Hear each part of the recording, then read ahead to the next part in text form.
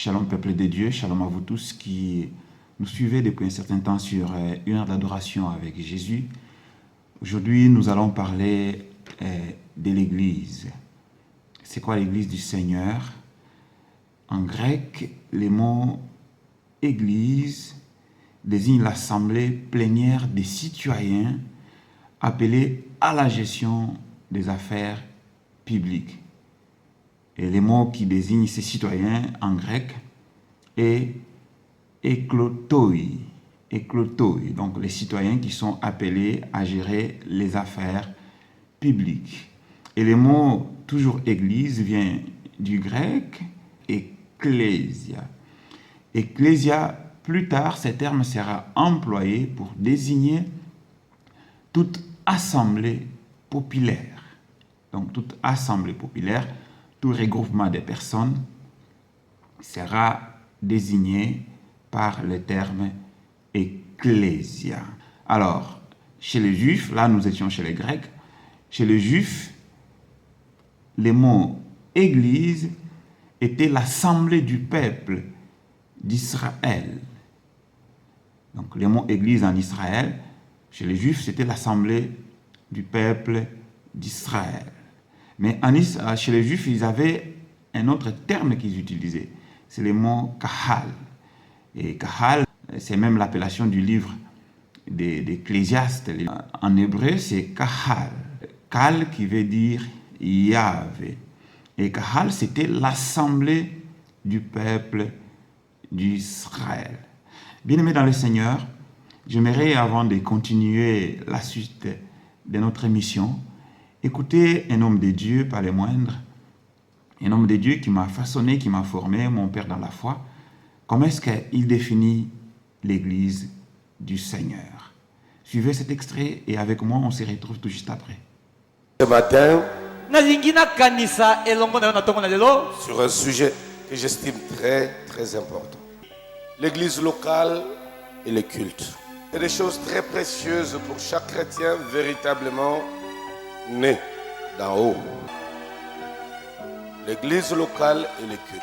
On ne peut parler de l'église locale sans parler du culte. On ne peut pas non plus parler du culte sans parler de l'église locale. Nous avons deux types d'églises d'abord. L'église corps de Christ. Qu'est-ce qu'on entend par l'église corps de Christ? C'est l'ensemble de tous ceux qui sont convertis. C'est l'ensemble de tous ceux qui sont nés de nouveau. C'est l'ensemble de tous ceux qui sont baptisés du Saint-Esprit. Où qu'ils soient à travers le monde. Cette église-là est invisible.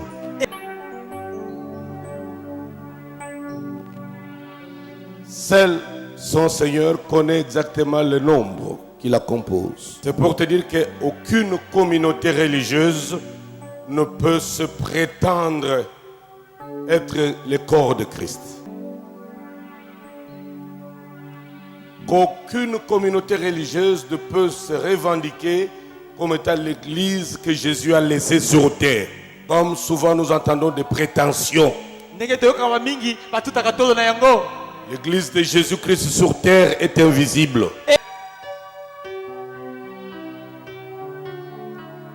Cette église-là a à sa tête son chef suprême, Jésus-Christ. C'est cette église-là qui sera enlevée. Puis nous avons le deuxième type d'église.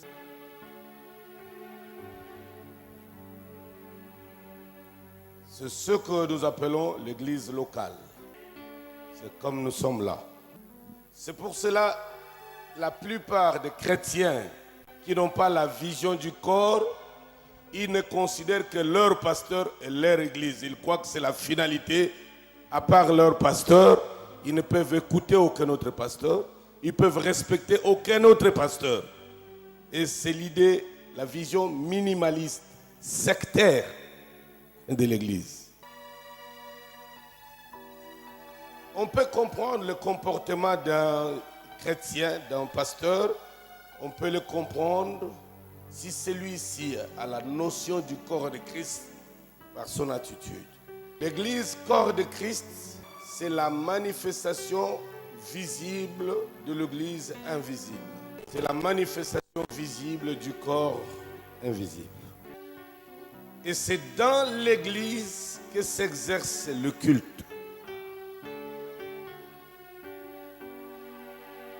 Mais le vrai culte, c'est celui qui s'exerce à l'intérieur du chrétien. Donc, le chrétien. Parce que le corps du chrétien, c'est le temple de Dieu. Dans cet enseignement de l'apôtre Paul Mutombo Kalombo, intitulé l'église locale et le culte, l'apôtre nous a parlé de l'église du Christ et de l'église locale. Et donc, nous ne pouvons jamais séparer l'église locale de l'église corps du Christ. Pourquoi? Parce que l'église locale, c'est un atelier de formation, c'est une antichambre pour la formation des saints. C'est une salle d'attente, c'est un lieu de formation. Et l'église locale, nous trouvons sa mention la plus remarquable dans Éphésiens au chapitre 4, où l'apôtre Paul est en train de parler pour le perfectionnement, pour l'édification des saints. Et on ne peut pas séparer l'église locale de l'église corps du Christ. Nous sommes à l'époque où l'église doit vite regarder devant elle plutôt, car l'agneau de Dieu, le salut du monde, Jésus-Christ Maranatha, arrive très bientôt, très bientôt. Les signes des temps de la fin sont là.